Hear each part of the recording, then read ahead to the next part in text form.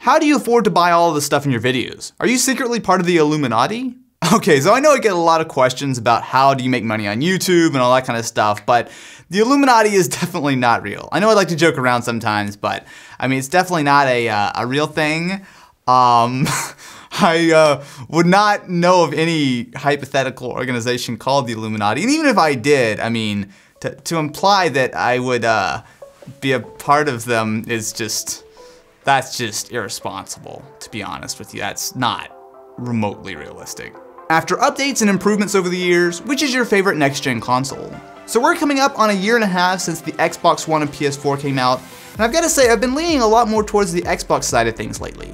So for me, I use the console mostly as a home theater PC, so I watch a lot of YouTube on my TV, Twitch, Netflix, even Xbox Video, watching shows like Better Call Saul, which, by the way, if you guys haven't seen that yet, you need to watch it because it is so good. Like, seriously. There are also some games on the Xbox One that I really enjoy.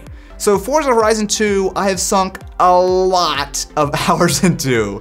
So it's kind of like the perfect storm of a game for me because not only is it a ton of fun, it's got good driving, it's open world, it's got a ton of cars that are easily customizable. I've sunk a lot of hours into that game. There are good games for the PS4 as well, like Grand Theft Auto 5 and The Last of Us Remastered, but these are really just updated versions of last-gen console games. Now it's definitely nice to be able to play them in HD, and especially The Last of Us Remastered looks awesome on the PS4, but a lot of the newer titles that I would normally play on consoles, I would just rather play on a PC anyway. What effect do you think the upcoming DirectX 12 will have as regards to gaming on the Xbox One? I think DirectX 12 is going to be a pretty big deal on the PC side of things, however I'm not quite so convinced on the Xbox. So right now the Xbox One uses a modified version of DirectX 11, and while a lot of the things in DirectX 12 are going to be focused on being able to better optimize for the hardware you've got, so for example taking better advantage of multiple CPU cores, which the consoles have a lot of, as well as being able to tinker around with memory and whatnot, but one of the things is that consoles have kind of always had that ability, so I don't see a massive improvement to the Xbox One as far as performance with DirectX 12. Will it be a little bit easier to get at that performance by developers? Probably. Will we see some minor performance gains? Probably. But will it be able to catch up with something like the PS4 with purely a software update? I doubt it. Has your channel ever helped you in getting a girlfriend? Do you think curved edges on phones will be a thing in future flagships, or do you consider it a gimmick? So the original curved phones like the LG G Flex and Samsung Galaxy Round were very, very gimmicky. So I remember the G Flex especially had a really cool curved screen. It looked nice, but it wasn't particularly practical, and the quality of the screen was not all that great. However, with the Galaxy S6 Edge, all those misconceptions I had about it as far as trying that first generation are completely gone. So I think the big thing is we've all been staring at flat screens forever, basically.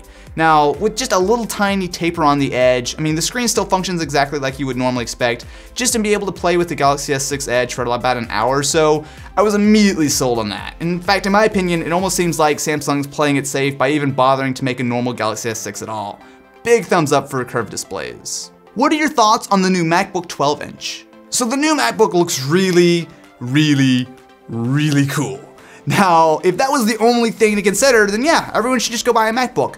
However, it's not quite that simple. So on one hand, we're talking about something that's not tremendously powerful. I mean, we're talking about a 5-watt Core M processor.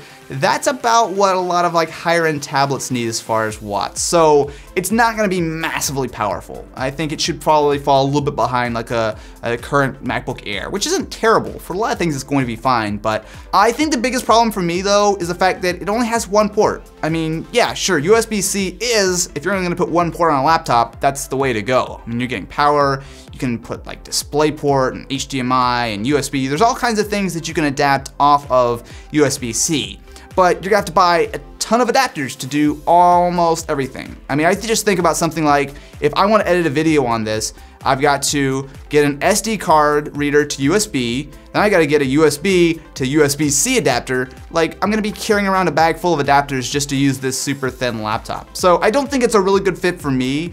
It might be better if you're maybe a writer or student or someone who really doesn't need to use lots of adapters and stuff all the time, but it looks cool, and I am looking forward to giving it a try, but I can't say I'm super excited about it. Why haven't you done an Ask Me for so long?